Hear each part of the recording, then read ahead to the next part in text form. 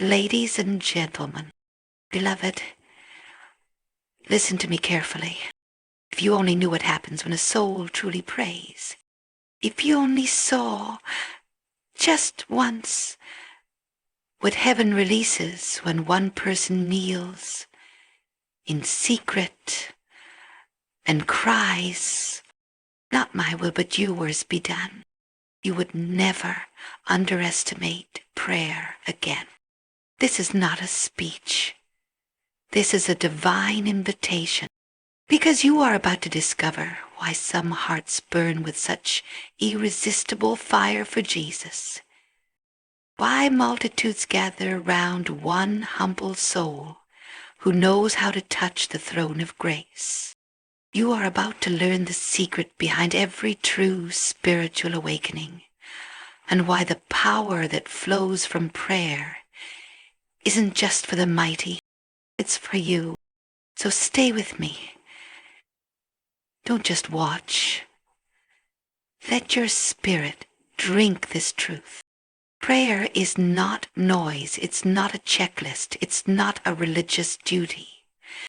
Prayer's presence. The hidden power is not in what you say.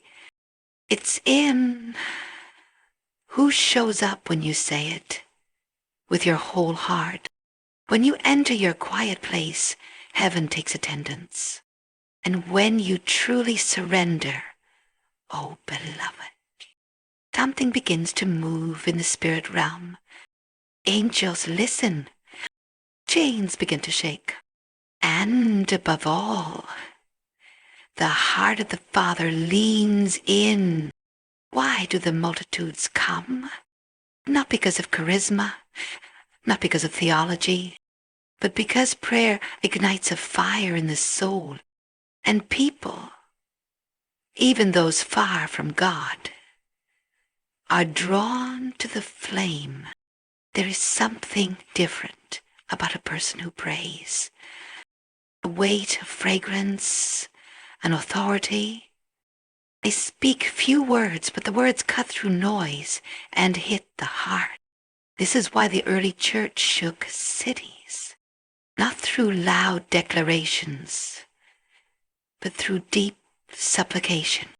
You see, the hidden power in prayer isn't just for healing the sick or parting the seas. It's the power to love like Jesus. When you pray long enough, you start to feel his heartbeat. You begin to weep over what he weeps over. You begin to see the multitudes not as crowds, but as souls. And that compassion is what truly draws people to Jesus. Love born in the prayer closet flows in power in the streets. So I ask you, have you truly prayed? Have you touched God? Because when you do, the atmosphere around you changes. Your room becomes a sanctuary. Your voice becomes a vessel. And your life becomes a magnet for the presence of God. You won't need to chase people. They will come, not to you, but to the Jesus they see in you. Prayer is not just a ritual. It's a divine encounter. It is the sacred place where humanity meets divinity, where flesh is humbled and spirit ascends. Prayer is not for the faint of heart or the passive. It is the lifeline for the desperate, the broken, the yearning. When you understand what prayer truly is, you will no longer see it as a routine or obligation, but as a holy doorway that opens heaven onto the earth. It is one thing to speak about God. It is another to speak to God. And it is entirely something different to be in his presence, where words fall away and the heart takes over. This is the mystery of prayer. It defies the mind and touches the soul.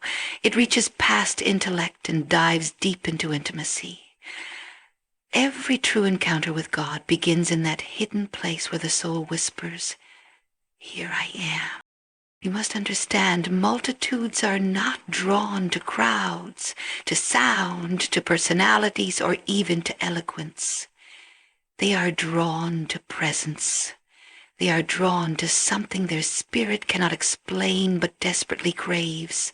And that presence, that fragrance of heaven, only rests on those who have been with God in secret. That is the hidden power of prayer. Prayer is not a method to get what we want from God. It is a divine channel through which we receive what He wants to give us. We do not manipulate heaven with long speeches. We do not persuade God with repetition. The true power of prayer lies in the surrender it requires. It is not your voice that shakes the heavens. It is your heart's posture. God is not listening for beautiful words. He is listening for truth, for honesty, for desperation, for faith. When a person prays, not with formality, but with fire, they become a living altar. And where there is fire on the altar, the glory of God falls. This is why some can speak 1,000 words and change nothing, while another can whisper one prayer and the atmosphere shifts, because heaven responds to authenticity. Heaven responds to faith. Do you wonder why some carry a presence that silences a room? Why their words cut through confusion and stir hearts to repentance and love? It is not their talent. It is not their volume. It is not their reputation. It is their prayer life. They have been alone with God. They have wept on the floor in silence. They have wrestled with doubt and still held on to faith. They have come through the fire of personal surrender, and now the fragrance of that encounter clings to them. Prayer opens you to the supernatural, not in spectacle but in reality. When you pray in spirit and in truth, things move in dimensions unseen. Angels are dispatched. Darkness trembles. Miracles are birthed. But more than that, your heart begins to reflect the heart of Jesus. You do not simply leave your quiet time feeling good. You leave changed. You walk differently. You speak with a different weight. People around you notice not because you told them you prayed, but because something eternal is now resting upon you. And it is that something which draws multitudes. People are drawn to the light in you that prayer has lit. They are drawn to the calm that cannot be shaken, the joy that cannot be explained, the compassion that pours out of your eyes. They are drawn to the invisible yet undeniable presence of God. This is why we must never treat prayer as casual. It is not something we do when we have time. It is the source of everything we do. Without prayer, ministry is performance. Without prayer, healing is mechanical. Without prayer, our words are hollow. But with prayer, true prayer, we become vessels that heaven can flow through. And when heaven flows through a life, crowds gather not because of the person, but because of the presence. God is still looking for those who will stand in the gap, those who will cry out in secret, those who will kneel when no one sees. The spotlight does not bring power. The secret place does. The secret place is where power is born, where revelation is given, where burdens are lifted. And when a person emerges from that place, the world cannot remain the same. So I ask you now, have you been in that place? Have you truly prayed? Have you quieted the noise of your life long enough to hear His voice? Because if you have, then you know what I speak of. And if you haven't, then this is your invitation. Do not settle for shallow living when deep waters await you. Do not live off of second-hand revelation when God longs to speak to you directly. Do not chase crowds when the secret place will draw them to you. There is power, real power, waiting for the one who will pray not just with lips, but with heart, with soul, with tears. Prayer is the meeting place of man's hunger and God's glory. It is the altar where the natural becomes supernatural. And when you live there, you won't need to ask why people are drawn to you. You'll know they are being drawn to Him through you. The true power of prayer lies in surrender, not in words. It is not the length of your prayer that moves the hand of God, but the depth of your yielded heart. It is not your ability to speak eloquently that stirs the heavens. It is your willingness to let go. The secret of all powerful prayer is not control, but release. Real prayer begins where your will ends. Many come to God thinking they must impress Him. They think He needs to hear a certain rhythm or a perfectly ordered phrase. But God is not impressed by vocabulary. He is not swayed by performance. He looks deeper into the very core of your spirit, and He listens for surrender. That gentle, broken whisper that says, God, I need you. I trust you. Take everything. True prayer doesn't begin until the ego dies, until pride is silenced, until the soul bows low and says, have your way, Lord. That is when the power comes. That is when the weight of heaven begins to rest on you. Not when you speak louder, but when you fall lower. There is something so sacred in the moment when a person stops striving. That is where God moves. That is where His presence comes in like a river, quiet, steady, unstoppable. You may have prayed many times before, but I ask you now, have you ever surrendered in your prayer? Have you ever come before God not with a list, but with an offering? Yourself. When you pray from a place of control, you pray from limitation. But when you surrender, you give God permission to do what only He can do. Surrender is not weakness. It is wisdom. It is not defeat. It is the doorway to divine strength. It is in that act of letting go that you are filled with power, not your own. Consider this. A child does not need perfect speech to reach the heart of a loving parent. All it takes is the sound of sincerity, a tear, a reaching out. The parent rushes in not because of the child's words, but because of their heart. And so it is with our Father. He is not waiting for your perfection. He is waiting for your surrender. You may feel unworthy, inadequate, unsure. That's exactly when prayer becomes most powerful. When you come just as you are. Because surrender says, I cannot do this, but I know you can. Surrender says, I've tried and failed, but I know you never fail. Surrender opens the door for grace. And where grace flows, transformation begins. There is a silence in surrendered prayer that speaks louder than 1,000 shouts.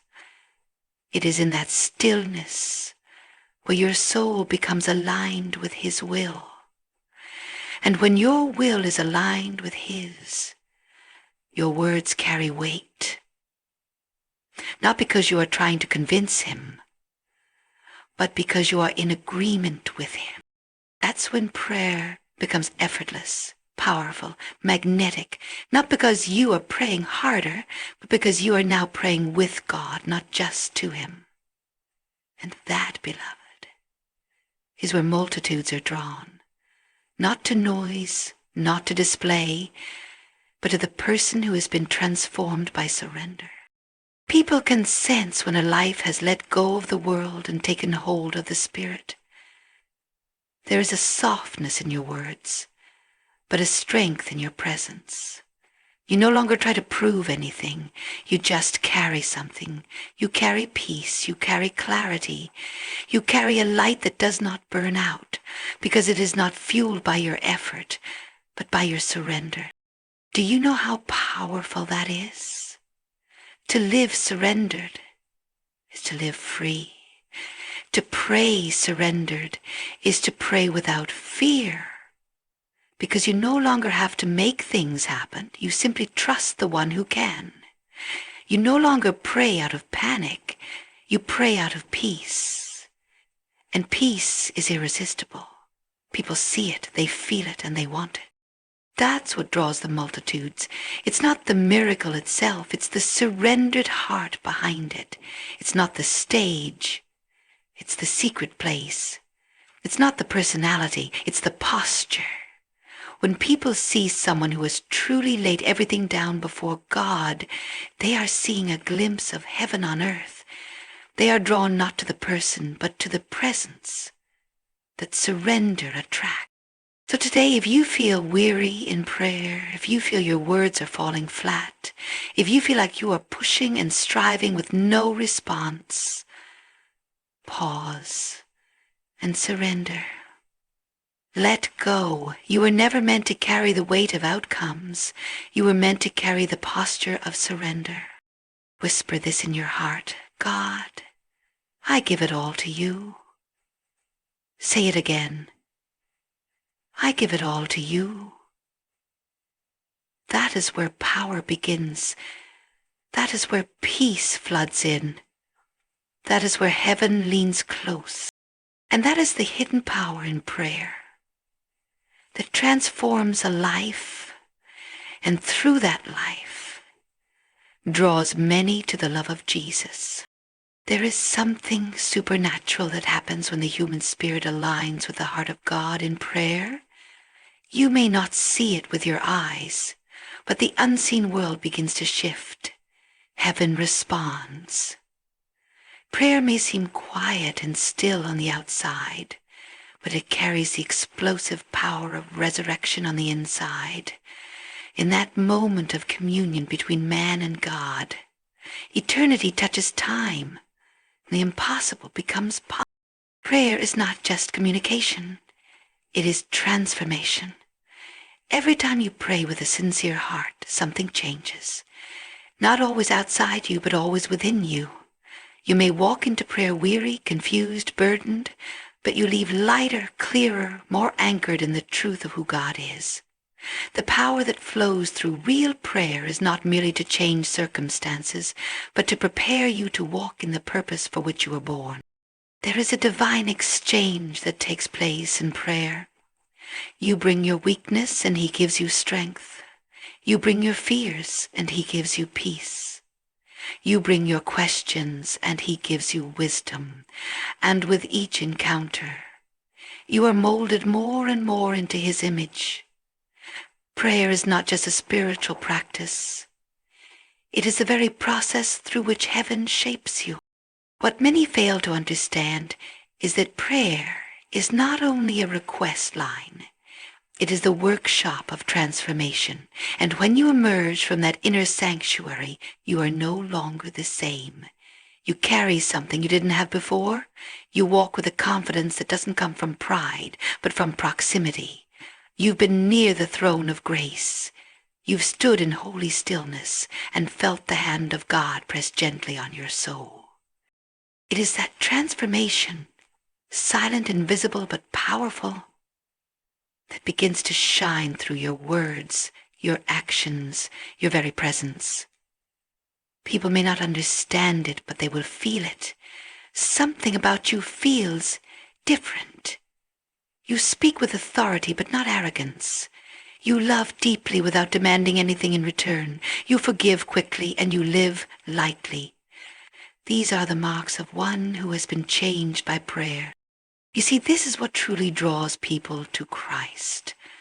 Not religious debate, not polished sermons, not grand displays. It is the quiet testimony of a transformed life. It is the power of a heart so touched by God that it becomes magnetic. You don't have to advertise that you've been with Him. Your life becomes the evidence. That is what prayer does. It makes you a witness not with words alone, but with presence. God does not call us to impress the world. He calls us to reflect Him. And we can only reflect what we have encountered. When prayer becomes your lifestyle, Transformation becomes your identity. You no longer strive to be holy. You become holy by proximity. You no longer chase miracles. They begin to follow you. You no longer worry about how to reach the multitudes. Your life begins to speak louder than any microphone ever could. People are not looking for perfection. They are hungry for authenticity. They want to see someone who walks with peace in the midst of chaos, who speaks with hope when things look dark, who stands firm when everything is shaking. That is the kind of strength that prayer births in you. That is the kind of light that shines from a soul that has been in the secret place. Let me tell you, when God transforms you in prayer, the people around you begin to change too. Your very presence becomes a testimony, not because you are trying to preach to them, but because the love of God begins to radiate from you. You smile differently. You listen deeply. You see the brokenness in others and respond with compassion, not judgment. You carry an atmosphere of heaven, and that atmosphere speaks louder than words. That is why we cannot treat prayer as optional. It is essential. It is not a checkbox in a daily routine. It is the very breath of our spirit. Without it, we live reactive lives.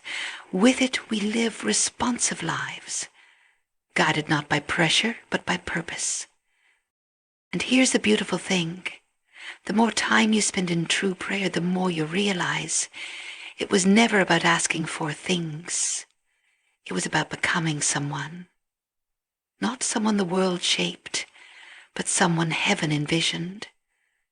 Prayer transforms you into that person, the one you were always meant to be. And when you become that person, people will come, not to you, but through you, to the one who changed you. They will be drawn not by charisma, but by character, not by your words, but by your walk. That is the hidden power of prayer. Its ability to shape a life so completely that others find the courage to seek God for themselves. So let prayer transform you. Let it go beyond requests and rise into surrender. Let it carve out of you the fear, the pride, the doubt, and replace them with peace, humility, and faith. And when that transformation is complete, or even still in progress, you will find that people are drawn, not because of what you say, but because of who you've become in the presence of God. When a person prays with a heart of faith, something divine begins to move, not just around them, but within them. Faith is not loud. It doesn't always shout or demand, but when it is present, it speaks louder than fear, doubt, or any circumstance. Prayer infused with faith creates a sacred environment, an atmosphere where miracles are not just possible, they become inevitable. This kind of faith doesn't come from reading about God. It comes from encountering Him. It is not something you work up emotionally. It's something born in the stillness of trust. It is the calm assurance that God is who He says He is, even when nothing in the natural makes sense. And when that kind of faith becomes the foundation of your prayer life, you become a vessel for the supernatural. Faithful prayer is not wishful thinking. It is not hoping something will happen. It is knowing that something already has. It's a deep inner confidence, not in your ability to pray, but in God's ability to respond. Even if the answer hasn't yet manifested, your heart rests because you know the one you're speaking to never fails. That quiet, steady faith becomes a beacon. Others notice. They're drawn to the strength in your stillness, the hope in your words, the light in your countenance. You may never preach a sermon, but your unwavering belief in prayer speaks volumes. You don't have to convince anyone that God is real. Your life begins to show it every time you bow your head in faith, even in silence. You're planting seeds in the invisible. And those seeds always grow. They may take time, but they never go to waste. Faith waters the ground, even when the skies look dry. It's not about the size of your faith, but the object of it. A mustard seed placed in the hands of the Almighty can move mountains. Prayer becomes powerful, not because of how loudly you believe, but because of who you believe in. That's what draws people. They sense the realness of your connection with God. They see that your faith is not shaken by delay or disappointment. They see that your joy is not dependent on outcomes, but rooted in something unshakable. You begin to carry an atmosphere of expectancy. When you pray, you're not pleading. You're preparing. You're preparing your heart, your mind, and your life for what God has already promised. That preparation is contagious. It stirs something in those around you. They begin to believe again. They begin to hope again, not because you pushed them, but because your faith quietly lifted them. Prayer with faith makes room for heaven to invade earth. It opens a door that no man can shut. And when you've walked through enough seasons, seen enough answered prayers, and endured enough valleys, your faith becomes tested, refined, unshakable. People are drawn to that, not because you have all the answers, but because you've learned how to trust when there are none. That is what makes your prayer life magnetic. People feel safe in your presence because your faith creates a refuge. Your peace becomes a shelter. Your quiet confidence invites them to rest. And that, my friend, is the beginning of transformation for others. You may not even realize the impact your prayers are having. Some of your most powerful moments with God have no audience but heaven. Yet those moments shape who you are becoming. And who you are becoming will draw multitudes more than anything you try to perform. They will come because they are hungry, not for entertainment, but for the presence of someone who knows how to touch heaven. Prayer is not about showing your strength. It's about revealing your dependence. Faith in prayer isn't about pretending you're okay. It's about believing that God is with you even when you're not. That transparency is what people need. That vulnerability, that faith that says, even if I don't see it yet, I still believe, becomes the lighthouse for those lost in the dark. And when others see you pray like that, unshaken, undistracted, unrelenting, they begin to wonder what you know that they don't. They become curious about the God who holds you together.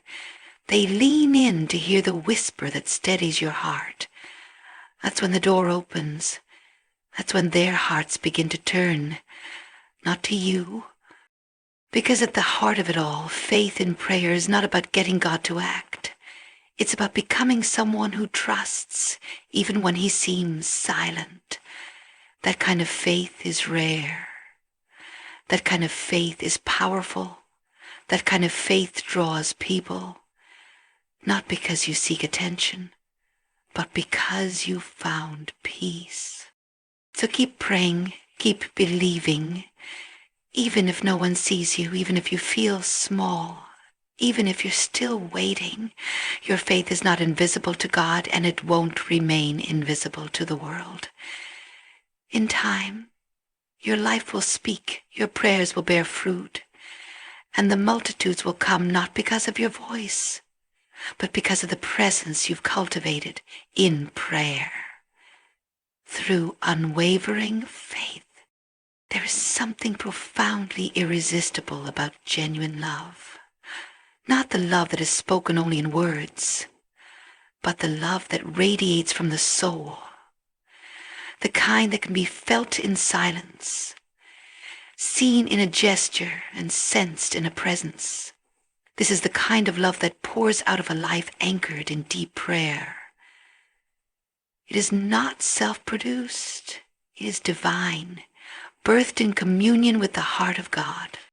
When someone spends time in real prayer, not just out of duty but out of desire, their soul becomes saturated with the very nature of God, because God is love.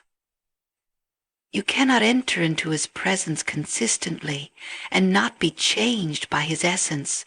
And the more time you spend in that sacred space, the more your heart begins to beat with his rhythm. You no longer love people out of obligation. You love them because it becomes your nature. Prayer is where compassion is born. It is in prayer that you begin to see people through the eyes of grace instead of judgment. It is in prayer that your heart softens toward the broken, the forgotten, and even the difficult. That inner transformation becomes visible to the world. It's not something you try to do. It becomes who you are. And that love, so rare, so pure, is what draws multitudes. People are not looking for perfection. They are starving for love that doesn't have conditions. They are searching for someone who will see them not just as they are, but as they were created to be. When you pray, your eyes change. You begin to see not just the surface, but the soul. And that gaze, filled with compassion, truth, and hope, can begin the healing in another's life.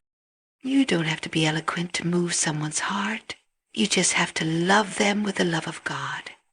And that love is developed in the quiet place. It is in the tears cried alone in prayer, in the whispers of surrender, in the quiet yes to God's will. That's where love deepens. It's where your heart is cleansed of pride, bitterness, and selfishness. And when you rise from that place, you carry something that the world cannot replicate. People come to Jesus not because of clever words, but because of encounters with real love. The love that listens without interrupting. The love that speaks truth without condemnation. The love that reaches out even when it's not returned. That kind of love shakes people to the core because it reflects the unconditional, pursuing heart of God. And here's what's powerful. Love created in prayer is not limited by your emotions or circumstances. It goes deeper than human affection. It flows even when you're tired. It remains even when you've been hurt, because it's not sourced in you.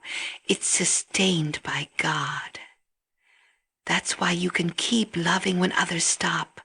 That's why you can keep loving when others hold on to offense. That's why you can embrace the outcast and welcome the prodigal home. The multitudes aren't coming for noise. They're not coming for performance. They're coming for presence. God's presence. And that presence is most evident where real love flows. Your prayers make you a vessel of that love. You begin to walk differently, talk differently, and respond differently. Not because you're trying, but because love has reshaped you. And when people encounter that love in you, they feel safe. They feel seen. They feel drawn. Not to your personality, but to the presence that surrounds you. And that's when the door opens for transformation, not by pressure, but by invitation, not by arguments, but by kindness. You become a living testimony of what it means to be loved by God, and others want to experience that for themselves. That's the hidden power in prayer. It fills you with a love that is tangible. It makes you a mirror reflecting heaven on earth. The miracles, the salvations, the revival, they don't begin with events. They begin with hearts saturated in divine love. They begin in prayer closets and whispered intercessions, in tear-stained Bibles, and they overflow from those sacred places into streets, homes, churches. You may not always see the immediate results, but when you pray with love, you plant seeds that heaven waters. You may never know who was healed just because you smiled with grace.